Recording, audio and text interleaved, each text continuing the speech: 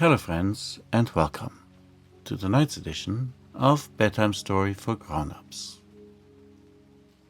It is time to unwind. Find a place where you can relax. When you have found that place, make yourself comfortable. And then take a deep breath. Your long day has come to an end. There is nothing left for you to do today but listen to the story and fall asleep. And so, let us begin. Iduna and Her Apples. How Loki put the gods in danger. In Asgard there was a garden, and in that garden there grew a tree, and on that tree there grew shining apples. Thou knowest, O well-loved one, that every day that passes makes us older and brings us to that day when we will be bent and feeble, grey-headed and weak-eyed. But those shining apples that grew in Asgard, they who ate of them every day grew never a day older. For the eating of the apples kept old age away. Iduna, the goddess, tended the tree on which the shining apples grew. None would grow on the tree unless she was there to tend it.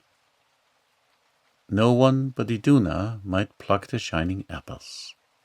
Each morning she plucked them and left them in her basket, and every day the gods and goddesses came to her garden, that they might eat the shining apples, to stay forever young. Iduna never went from her garden.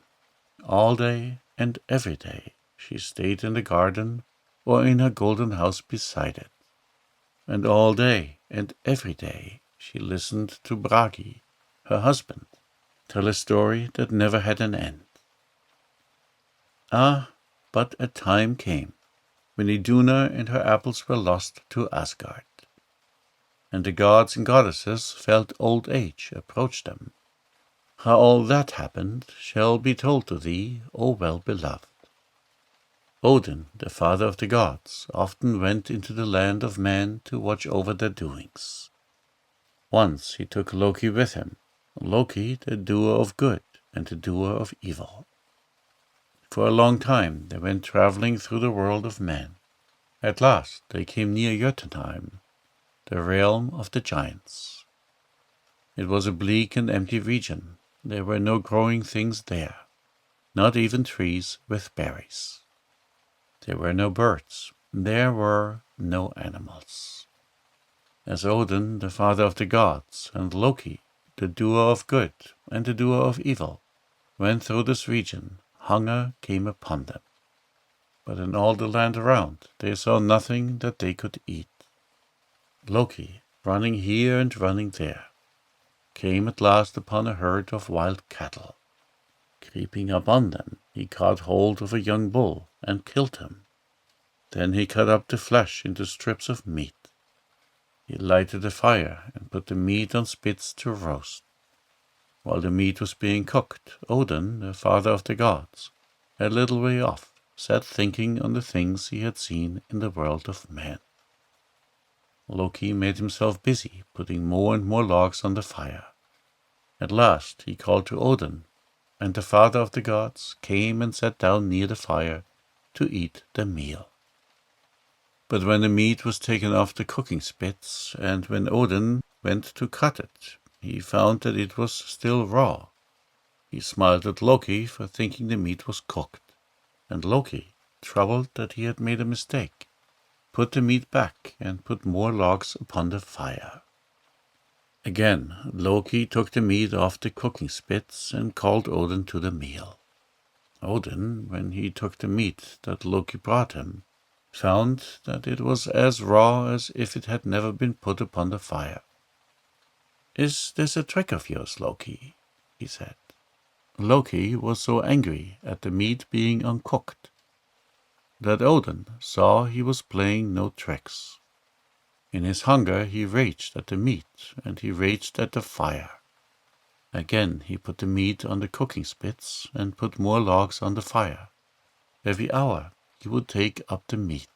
sure that it was now cooked, and every time he took it off, Odin would find that the meat was as raw as the first time they took it off the fire. Now Odin knew that the meat must be under some enchantment by the giants. He stood up and went on his way, hungry but strong. Loki, however, would not leave the meat that he had put back on the fire. He would make it be cooked, he declared, and he would not leave that place hungry. The dawn came, and he took up the meat again. As he was lifting off the fire, he heard a whir of wings above his head. Looking up, he saw a mighty eagle, the largest eagle that ever appeared in the sky. The eagle circled round and came above Loki's head.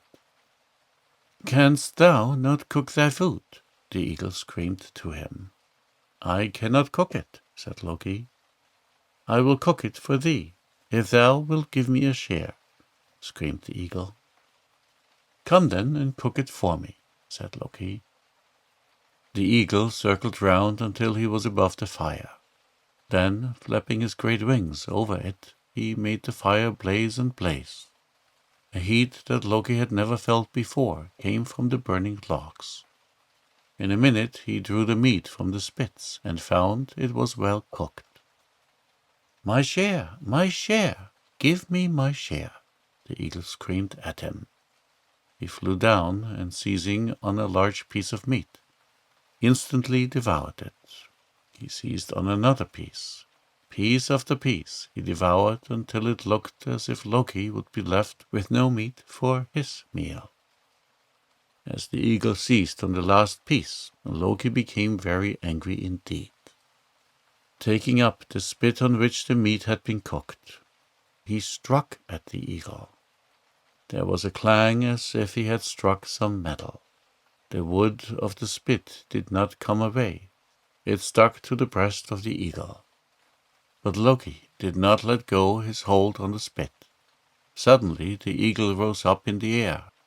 Loki, who held to the spit that was fastened to the eagle's breast, was drawn up with him. Before he knew what had happened, Loki was miles and miles up in the air, and the eagle was flying with him toward Jotunheim, the realm of the giants. And the eagle was screaming out, "Loki, friend Loki, I have thee at last. It was thou who didst cheat my brother of his reward for building the wall round Asgard. But, Loki, I have thee at last. Know now that Thiassi, the giant, has captured thee, O Loki, most cunning of the dwellers in Asgard." Thus the eagle screamed as he went flying with Loki towards Jotunheim, the realm of the giants.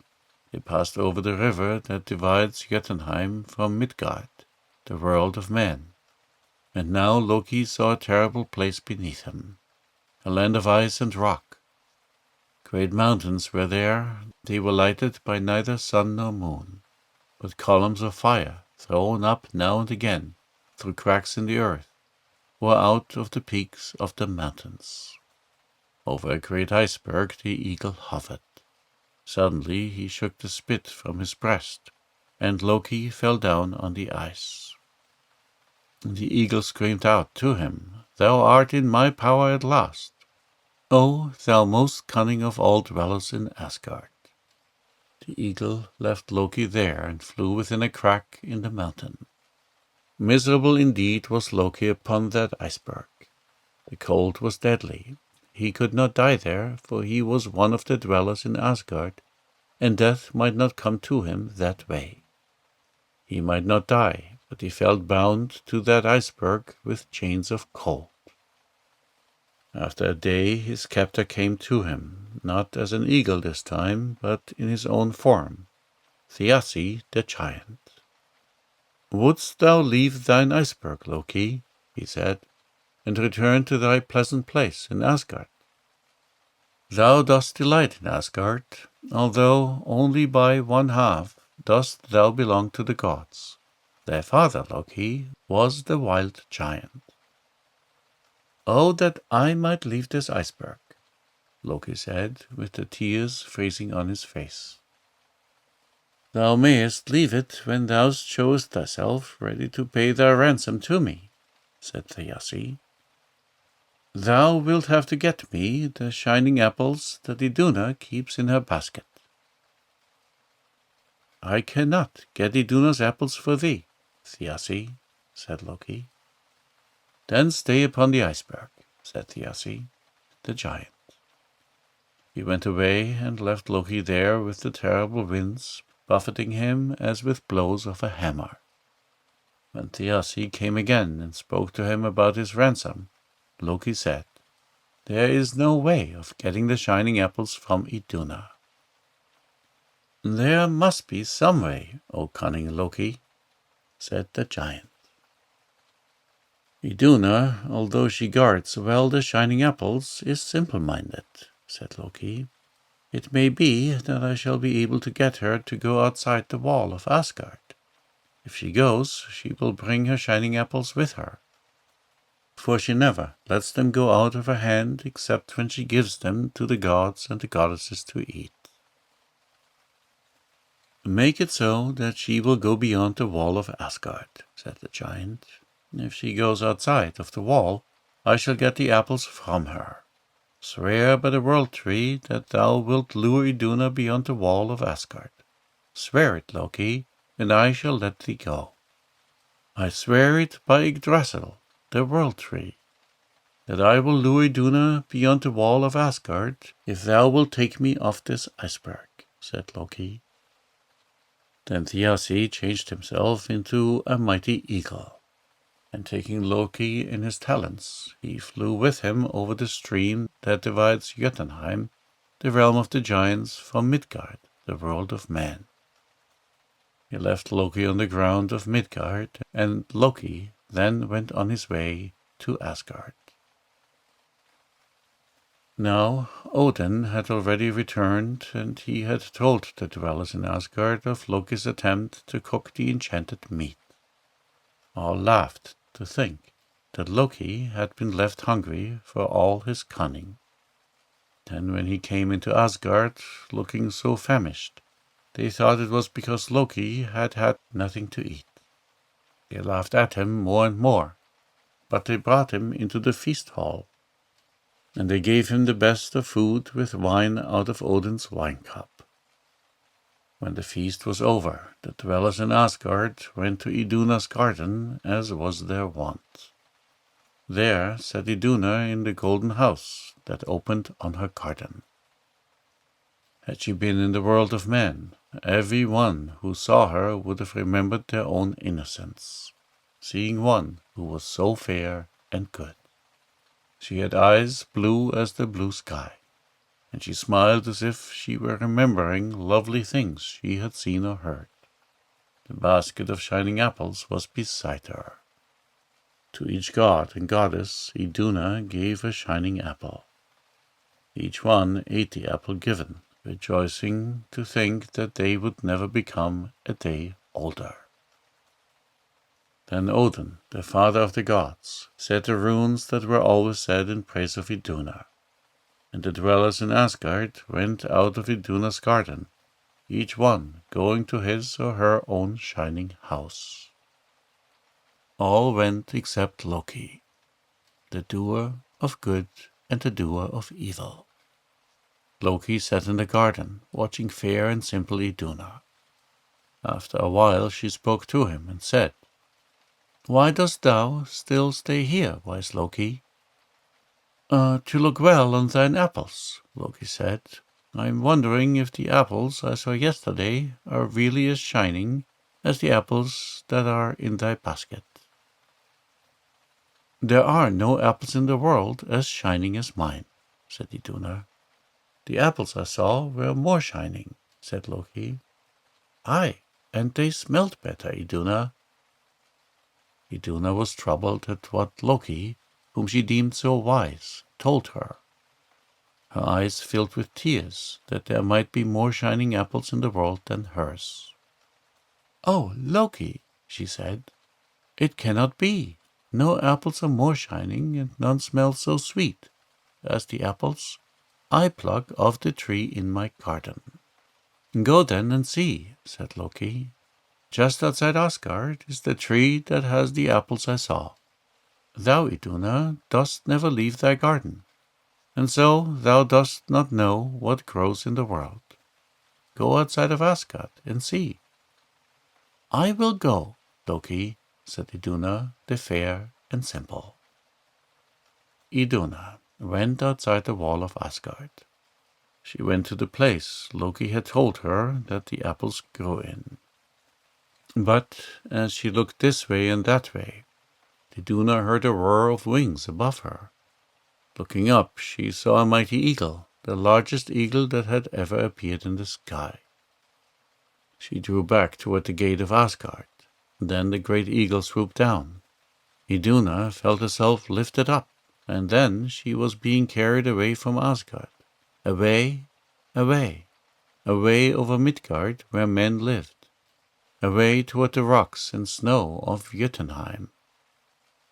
Across the river that flows between the world of men and the realm of the giants, Iduna was born. Then the eagle flew into a cleft in the mountain, and Iduna was left in a cavernous hall, lighted up by columns of fire that burst up from the earth. The eagle loosened his grip on Iduna, and she sank down on the ground of the cavern. The wings and the feathers fell from him, and she saw her captor as a terrible giant. "Oh, why have you carried me off from Asgard and brought me to this place?" Iduna cried. "That I might eat your shining apples, Iduna," said Thiassi the giant. "That will never be, for I will not give them to you," said Iduna. "Give me the apples to eat, and I shall carry you back to Asgard." "No, no, that cannot be. I have been trusted with the shining apples, that I might give them to the gods only." "Then I shall take the apples from you," said Thiassi the giant. He took the basket out of her hands and opened it, but when he touched the apples, they shriveled under his hands. He left them in the basket, and he set the basket down, for he knew now that the apples would be no good to him unless Iduna gave them to him with her own hands. "You must stay with me here until you give me the shining apples," he said to her. Then was poor Iduna frightened. She was frightened of the strange cave, and frightened of the fire that kept bursting up out of the earth, and she was frightened of the terrible giant. But above all, she was frightened to think of the evil that would fall upon the dwellers in Asgard if she were not there to give them the shining apples to eat. The giant came to her again.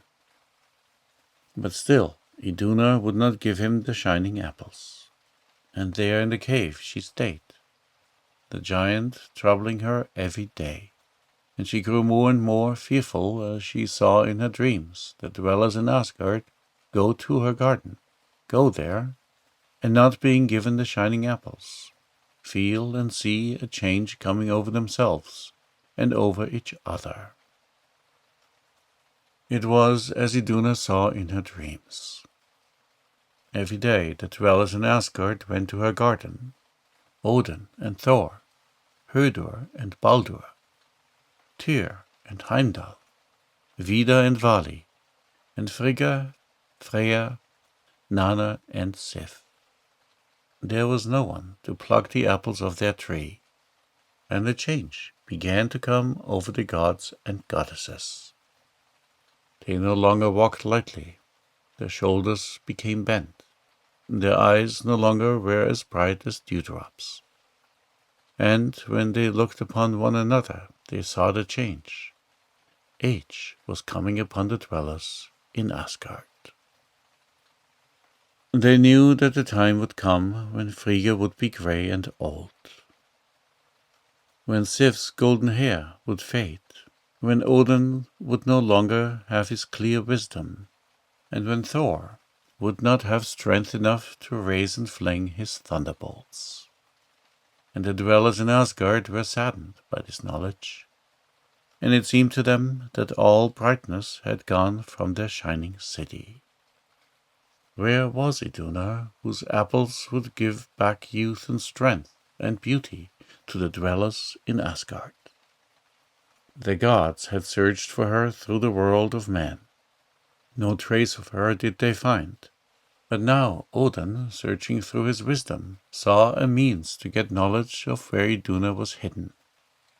He summoned his two ravens, Hugin and Munin, his two ravens that flew through the earth and through the realm of the giants, and that knew all things that were past and all things that were to come.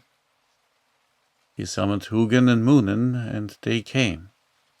And one sat on his right shoulder, and one sat on his left shoulder, and they told him deep secrets. They told him of Thiassi, and of his desire for the shining apples that the dwellers in Asgard ate, and of Loki's deception of Iduna, the fair and simple. What Odin learned from his ravens was told in the council of the gods. Then Thor the strong went to Loki and laid hands upon him. When Loki found himself in the grip of the strong god, he said, "What wouldst thou with me, O Thor?" "I would hurl thee into a chasm in the ground and strike thee with my thunder," said the strong god. "It was thou who didst bring it about that Iduna went from Asgard." "O Thor," said Loki, "do not crush me with thy thunder. Let me stay in Asgard. I will strive to win Iduna back." "The judgment of the gods," said Thor, "is that thou, the cunning one, shouldst go to Jotunheim, and by thy craft win Iduna back from the giants. Go, or else I shall hurl thee into a chasm and crush thee with my thunder." "I will go," said Loki. From Frigga, the wife of Odin, Loki borrowed the dress of falcon feathers that she owned. He clad himself in it and flew to Jotunheim in the form of a falcon. He searched through Jotunheim until he found Thiassi's daughter, Skadi. He flew before Skadi and let the giant maid catch him and hold him as a pet. One day the giant maid carried him into the cave where Iduna, the fair and simple, was held. When Loki saw Iduna, there he knew that part of his quest was ended. Now he had to get Iduna out of Jotunheim and away to Asgard. He stayed no more with the giant maid, but flew up into the high rocks of the cave. Skadi wept for the flight of her pet, but she ceased to search and to call and went away from the cave. Then Loki, the doer of good and the doer of evil, flew to where Iduna was sitting and spoke to her. Iduna, when she knew that one of the dwellers in Asgard was near, wept with joy. Loki told her what she was to do. By the power of a spell that was given him, he was able to change her into the form of a sparrow. But before she did this, she took the shining apples out of her basket and flung them into places where the giant would never find them. Skadi, coming back to the cave, saw the falcon fly out with the sparrow beside him. She cried out to her father, and the giant knew that the falcon was Loki, and the sparrow was Iduna. He changed himself into the form of a mighty eagle. By this time sparrow and falcon were out of sight, but Thiassi, knowing that he could make better flight than they, flew toward Asgard. Soon he saw them. They flew with all the power they had, but the great wings of the eagle brought him nearer and nearer to them. The dwellers in Asgard, standing on the wall, saw the falcon and the sparrow with the great eagle pursuing them. They knew who they were, Loki and Iduna with Thiassi in pursuit. As they watched the eagle winging nearer and nearer, the dwellers in Asgard were fearful that the falcon and the sparrow would be caught upon, and that Iduna would be taken again by Thiassi. They lighted great fires upon the wall, knowing that Loki would find a way through the fires, bringing Iduna with him, but that Thiassi would not find a way. The falcon and the sparrow flew toward the fires. Loki went between the flames and brought Iduna with him. And Thiassi, coming up to the fires and finding no way through, beat his wings against the flames. He fell down from the wall, and the death that came to him afterwards was laid to Loki. Thus Iduna was brought back to Asgard. Once again she sat in the golden house that opened to her garden. Once again she plucked the shining apples of the tree she tended. And once again she gave them to the dwellers in Asgard. And the dwellers in Asgard walked lightly again, and brightness came into their eyes and into their cheeks. Age no more approached them. Youth came back. Light and joy were again in Asgard.